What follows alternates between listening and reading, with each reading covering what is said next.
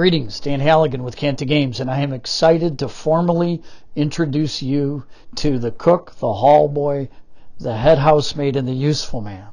The new servants that are at the heart and soul of the upstairs-downstairs expansion. We're going to spend some time learning their new abilities. Now, each game of Obsession that's going to use the new servants begins with a novel servant draft. However, I'm going to move the details of this first thing, this servant draft, to the last thing, the end of this video, because understanding how the servant mechanics work is really going to open your eyes to the game-changing effects of the draft on the game and on that critical first courtship season.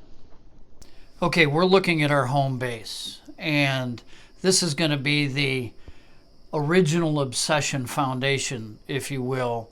And then we're going to look at the impact of the upstairs-downstairs servants when we put them into play. So this is just an arbitrary spot in the middle of a game.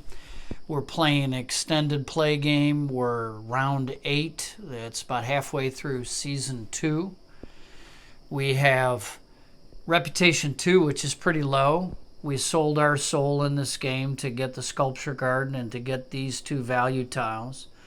Our first season courtship, open courtship, was Essentials, which explains why we did not flip the private study tile, which in an extended play game, that's quite a concession because there's 3 village fairs. We have Prestige courtship in the second season, and that's the reason we went after these high-value tiles. But getting these tiles, really, I had to trade away a lot of reputation, which is why you find my reputation to be pretty low here at almost the end of season 2. I've cleaned up, and we're going to look at a turn with the cook. I do have to say that I shot this video already. It was over 35 minutes long.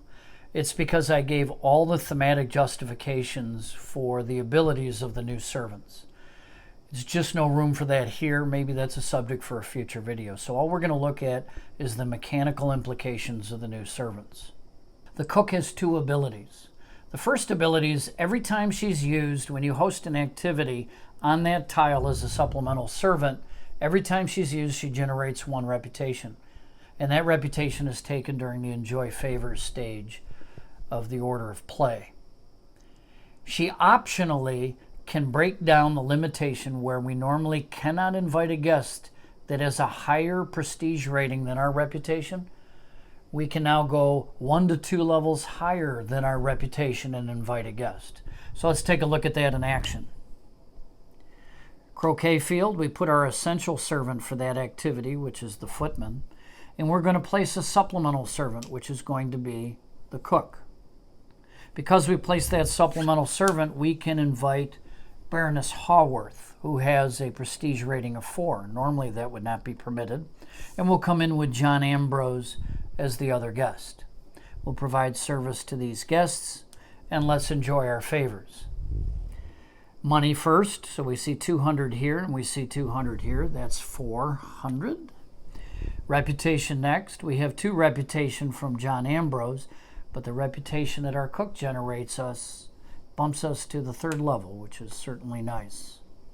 Finally, an invite. We have an invite here, and reach over, and we get Eunice, Viscountess Palmer, and she will go into our active hand.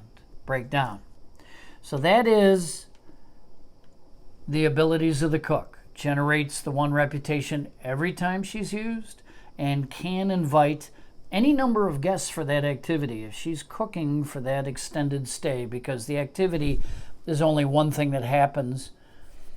Derbyshire is lightly populated, so when people come for a particular activity, they stay for days, and the cook has a chance to shine.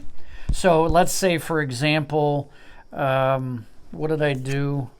I just drew Eunice. I could have had both of them play croquet, so there's no limitation on the number. However, if there was no guest to invite that was of higher prestige rating than our reputation, then you could still use the cook as the supplemental servant to generate that 1 reputation. These people are going to be delighted and let society know that you have one of the best cooks in all of Derbyshire. So that is certainly possible to use her. In fact, why wouldn't we use her? The only reason we might delay is because we're trying to set up the next turn to have a guest above our reputation attend. So that's the cook. Let's look at a turn with the hall boy. The hall boy has 3 abilities, 1 primary and 2 sort of secondary. The primary ability is that the hall boy will enhance a monetary favor on a card only. Sorry, I don't mean to shake the camera. On that card only, the hall boy, by being attentive to a guest, running messages and such, enhances that favor by 100 pounds. Not on a tile, only on a card. Let's see that in action. We'll go ahead and host the same game of croquet. Provide that essential service with the footman.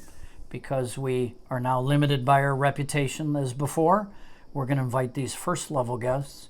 And we can use the hall boy over Miss Howe's 100-pound favor, and that's now 200 pounds. So when we enjoy favors, we have 200 plus 200, so we have 400 pounds. Reputation, we have 2 reputation. And then we break down. Oh, I missed a reputation hiding right there. The hall boy was hiding that, so we'll flip and break down. Now there are 2 secondary functions for the hall boy, and when we do the secondary function, he does not enhance a monetary favor. So when he performs a secondary function, that's exclusive. There's no monetary favor enhancement. And the first is, there are guests that require the butler as the essential servant, and this is very difficult. For example, if you wanted to host this duke in a music room for a family recital, or let's even say it was a guest recital, some musician of note, you can't do it unless you have the under butler, and the under butler is in pretty limited supply.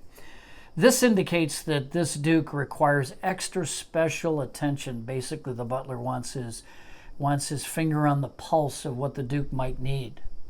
He can send the hall boy to basically shadow the duke for his visit. And as a result, the hall boy can stand in for the butler. We provide our valet there, and then the butler would be available to host some of those prestigious events where he's the essential activities servant.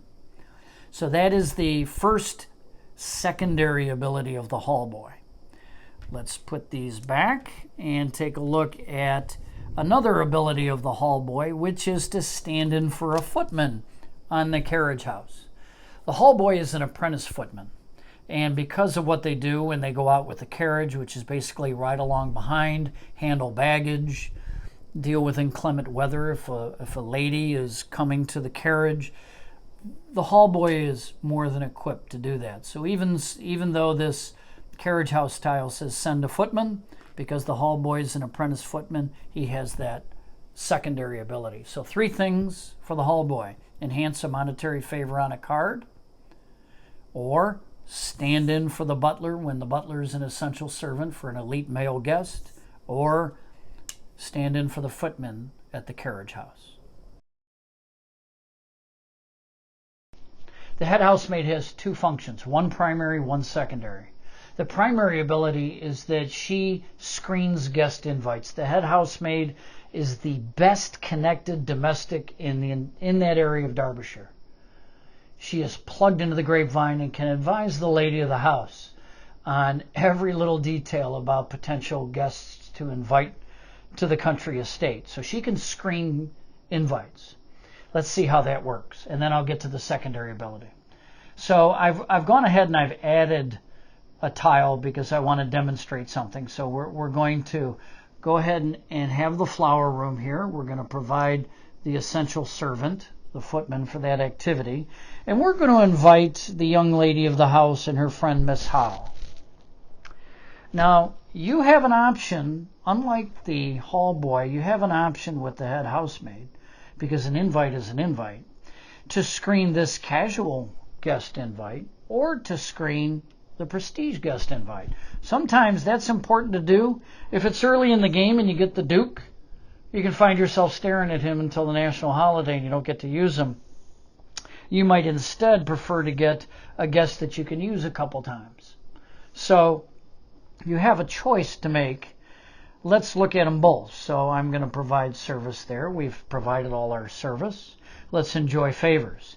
There's 100 pounds, and we'll leave that out. And there's no reputation from her. That's for an admirer bonus. There's one from her. And now let's look at the implications of the head housemaid and the invite. If she's used here, instead of drawing blindly this card, the player gets to look at 2 cards. So this would have been their card. She would have unwittingly connected the family with Armstrong Pugh, who's a new type of unsavory guest I really like, called a curmudgeon. Doesn't he look like it?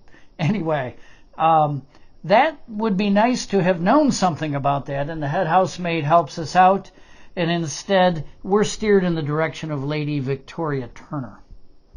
And so this card would be discarded, and Lady Victoria would go into the active hand. But let's say we got stuck with Armstrong Pugh because we decided to screen that prestige guest invite. We can do it on a tile.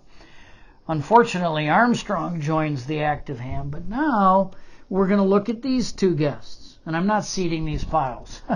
So this would be the guest that she would get if she did not screen. And that's not bad. Well, I mean, that is a really weak favor for a prestige guest. What's the next one?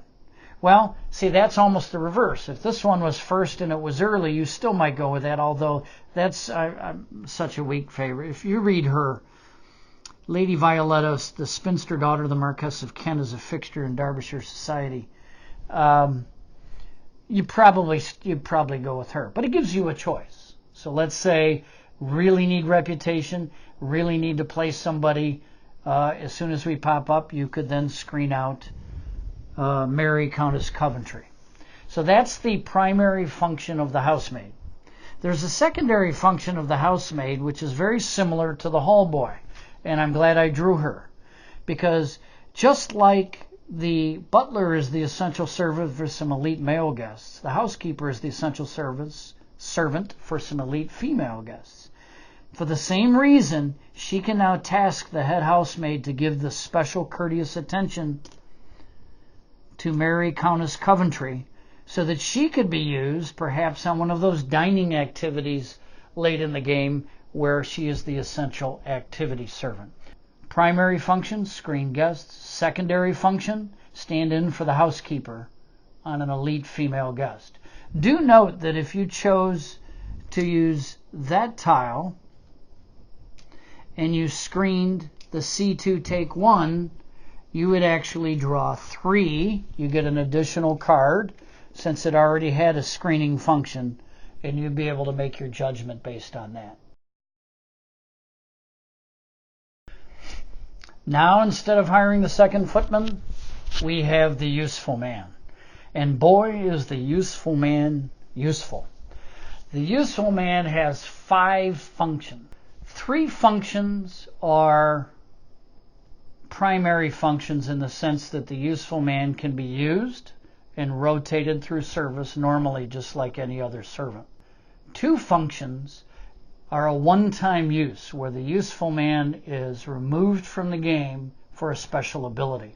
So let's look at those. Remember, the upstairs downstairs servants are designed to help us navigate around some of the Victorian fate and some of the limitations placed on us by reputation and opportunities to buy things in the market.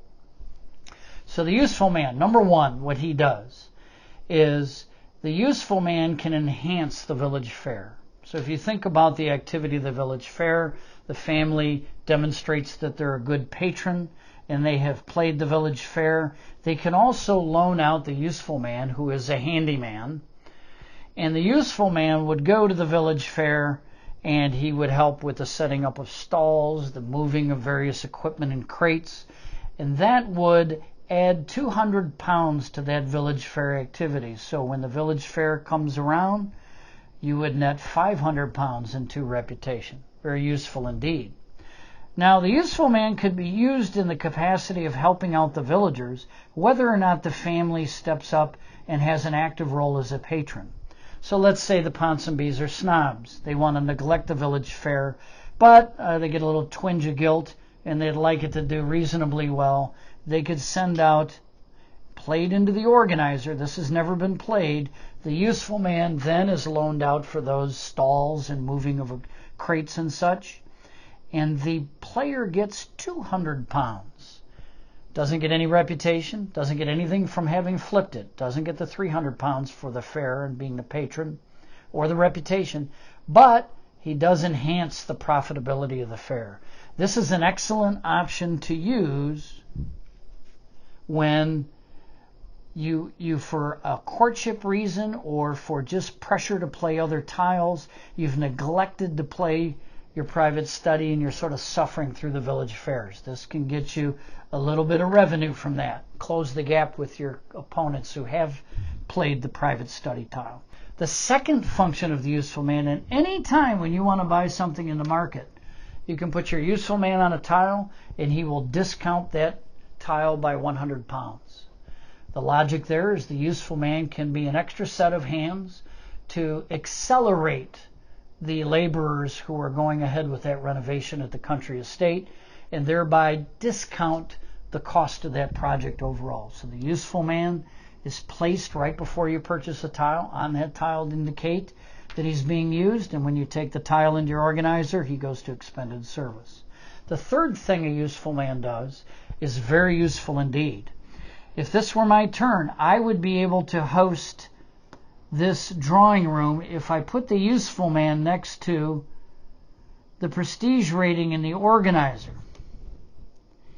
What's happening is the reason we can't play a tile that has a higher prestige rating than our reputation is because it's not ready.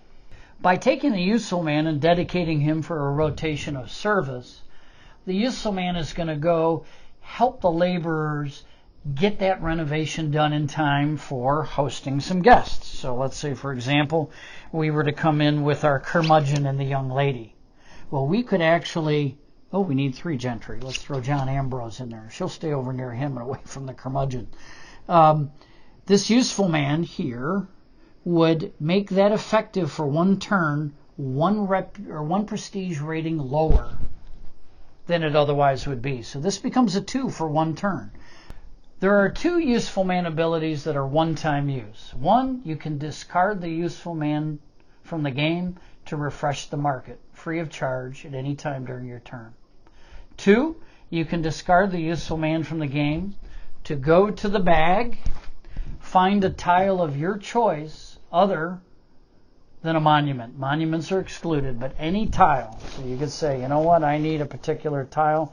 There it is. Man, I've been looking. Well, I got a hillside kennel. Bad example. There it is, the Lionheart Suite. That's what I was looking for. What happens is you flush this tile, slide these down. The tile that you hunted up goes into the 800 space, and you now can purchase it normally. So the useful man has 2 one-time abilities: refresh the market, find a tile, although it's going to be an expensive purchase. That's the 5 uses of the useful man. Now that we've explored the abilities of the 4 new servants, let's talk about the servant draft. The reality is that you're going to need some of these core domestic servants when you play any game of Obsession.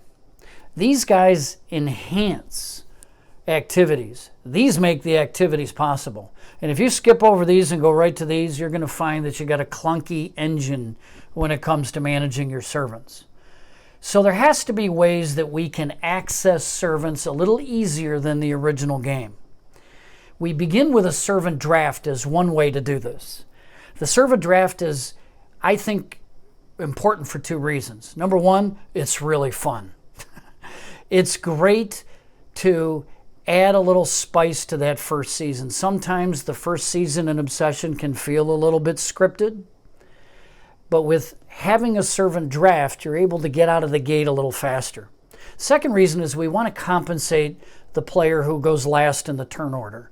That player gets to pick both their board and their servant, which presents a dynamite opportunity to get a little combo or a little synergy going between the draft and the family that you choose. So the way the draft works is there's 7 of the basic servants, not the housekeeper, the butler, or the under butler. Those 7 servants are put out in the center of the play area. Then going in reverse of turn order, the player goes last, chooses a family board, and then selects their servant. When that servant gets selected, the next player chooses a family board and from the remaining servants. It doesn't get repopulated. So there's going to be one crack at any one of these drafted servants. The next player comes along, takes a servant, then the next player, and so on, ending with the first player. There's a real opportunity to work on some combos. Howard starts with a cook. Why not pair that cook with a head housemaid? It'll allow you to screen your prestige guests so that you can use a 3 or 4 prestige guest in that first season with the cook's abilities. The second way that we get servants into the mix, given the new servants, I'm going to bring the card up on the screen. This is the new player aid for the past turn. And now, in addition to being able to take 200 pounds or refresh the market, you also may hire servants. And so now the pass turn has really got a lot more punch to it, because you can time that pass not always at the very end of your deck, but when you want to get maybe a new particular servant in. For example, let's say you got a couple power guests right here and you're thinking about the national holiday late in the game. You might pass for the national holiday. You might hire these 2 who are then going to enable you to work around the limitation of the housekeeper and the butler, which is always a problem when you're dealing with a prestigious event toward the end of the 4th season.